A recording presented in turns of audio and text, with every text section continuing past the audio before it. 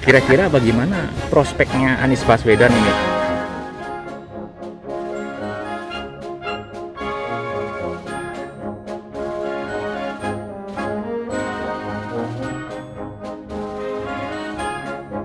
Ya sampai saat ini kan belum ada calon yang memadai untuk pandangan saya, ya kan? Oh gitu. Iya, untuk pandangan Loh, saya. kan banyak nama-nama beredar, Pak. Iya, Ada memang banyak, Anu. tapi kan belum tentu itu dicalonkan oleh partai.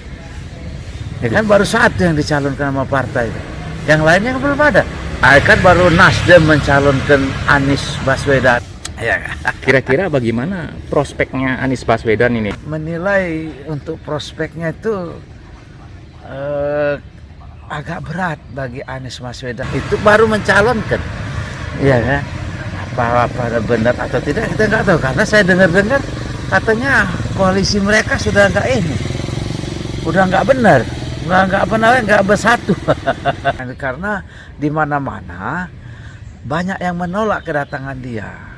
Ya kan, seperti saya dengar di berita di Karanganyar, di sana dilarang masuk. Kita nggak tahu siapa yang dilarang masuk. Tapi waktu itu ada kunjungan Anies, tapi di Solo dia diterima, tapi nggak banyak yang mengunjungin dia itu ya. Kalau kriteria seorang capres Indonesia pada 2024 untuk sebagai penerus Pak Jokowi, bagaimana kalau menurut Bapak nih, selain yang menurut undang-undang gitu lah? Ya, penerus Pak Jokowi ya, saya maunya penerus Jokowi itu apa yang dilakukan Jokowi sekarang ini nih diteruskan, Pak, yang belum selesai, ya kan?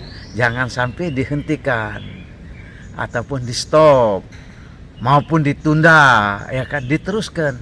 Jangan pokoknya ya, jangan seperti Jakarta, ya kan, yang mana tadinya udah dibenahi nama pendahulu daripada Anies Baswedan, tapi tidak diteruskan, malahan dia bikin yang tidak berfungsi untuk kota Jakarta. Sumur resapan yang di jalan-jalan itu. Ya kalau kita dulu, setahunya kita kalau membuat jalan itu, ya kan itu mesti padat sekali, nggak boleh ada rongga, ya kan? Itu berlapis-lapis itu, mungkin ada 1,5 meter dalam itu dipadatin terus. Nah ini dibikin rongga oleh pemimpin DKI ini, ya kan, dibikinnya rongga. Ya apa nggak akan hancur tuh jalan? Sedangkan yang penutup itu juga, itu belum tentu kuat. Karena itu tergerus oleh air, oleh hujan, nggak akan kuat. Jalan itu akan rusak lagi nanti. Itu Anies juga untuk DP 0 rupiahnya itu tuh 0 sama sekali, nggak ada sama sekali untuk menyelesaikan, untuk meneruskan DP rumah 0% itu. DP 0% rumah yang akan dibangun, yang diide-idekan oleh Anies Baswedan. Ya. Nah, jadi itulah yang ini. Kalau nanti ada pilkada DKI 2024 gitu, Pak, ya. Nah sekarang kan ada penggantinya Anies, namanya Pak Heru Budi Hartono. Ya. Bagaimana kesan Bapak kalau misalnya Pak Heru Budi Hartono ini ikut pilkada 2024 gitu loh, Pak? Ya, saya setuju. Ya kan, dengan Pak Heru Budi Hartono itu dicalonkan ataupun dijadikan gubernur DKI, ya kan, karena dia sudah banyak pengalaman, yang mana dia mengikuti orang-orang yang mau bekerja, ya kan. Salah satu contohnya dia ngikutin Pak Jokowi, orangnya kan mau bekerja. Ya seperti contohnya Pak Jokowi membenahi birokrasi dan menyelesaikan MRT. Sekarang MRT sudah dibikin lagi sampai ke BIOS, ya kan. Itu dalam pelaksanaannya menuju BIOS, ya itu MRT. BIOS itu di mana, Pak? BIOS itu di stasiun pusat Jayakarta, Pak. Stasiun Jakarta itu adalah BIOS itu, bukannya Gambir, bukannya Manggarai, bukannya Tanah Abang. Itu gitu. BIOS itu tuh. Bagaimana perasaan Bapak setelah ada MRT di Jakarta, Pak? Wah, saya senang sekali. Saya sudah berulang kali naik MRT, baik itu ke HI maupun itu ke Setiabudi ataupun itu ke ETC Fatmawati, ya kan. Nah itu saya sudah berhenti di situ, di daerah-daerah itu, wilayah itu ya, untuk Oh. berkunjung, untuk jalan-jalan lah gitu ya. Kalau misalnya ada di kota lain dibangun semacam MRT atau LRT, Bapak setuju nggak, Pak? Saya setuju sekali. Mm-mm. Seperti kota yang padat ya. Mm. Yang padat itu seperti Surabaya ya kan. Oh. Tapi kalau Surabaya memungkinkan ya kan, dia masih banyak lahan yang datar.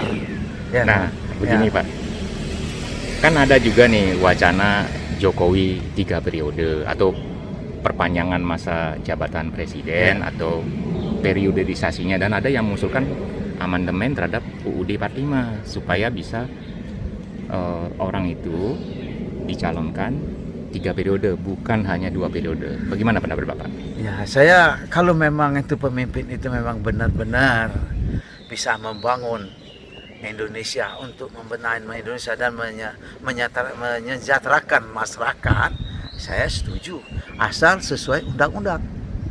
Ya kan? Kalau tidak sesuai undang-undang ya saya tidak terima. Nah, itu udah menyalahin itu ya kan, menyalahin konstitusi ya kan? Nah, itu. Kalau Jadi- nanti misalnya desakan untuk amandemen ini diwujudkan oleh MPR dan DPR, Bapak setuju nggak?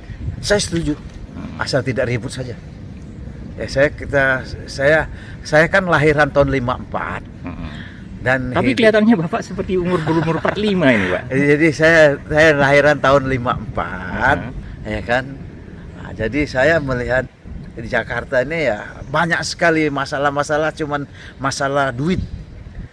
Ya kan, orang diongkosin 50.000 untuk ikut unjuk rasa, dia nggak tahu risikonya. Risikonya kan lebih daripada 50.000. Ya kan, dan orang tua juga jadi sakit hati.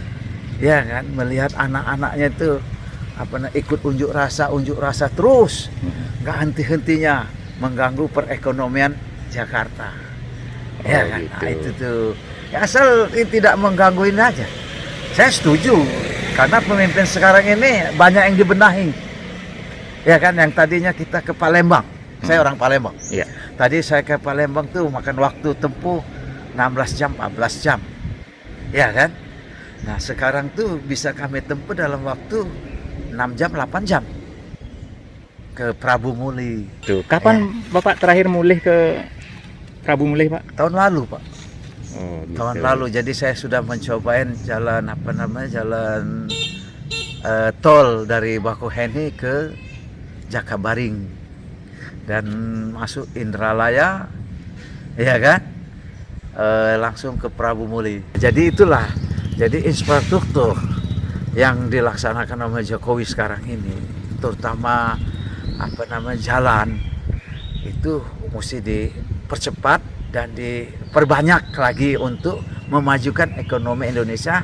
Kedepannya Indonesia akan maju karena infrastruktur di mana-mana negara, ya kan. Jadi kalau sudah daerah itu ramai macet, berarti kok daerah itu maju. Kalau dia sepi, daerah itu tidak maju. Banyak sekarang seperti Bandung sudah macet, berarti daerahnya maju. Banyak banyak pabrik atau banyak pekerjaan di situ, banyak manusia yang bertambah. Ya kan, manusia mau hidup tentu kan mencari penghasilan. Nah, begitu juga Semarang, Surabaya, Palembang sudah mulai macet juga. Walaupun penduduknya 5 juta. Ya kan?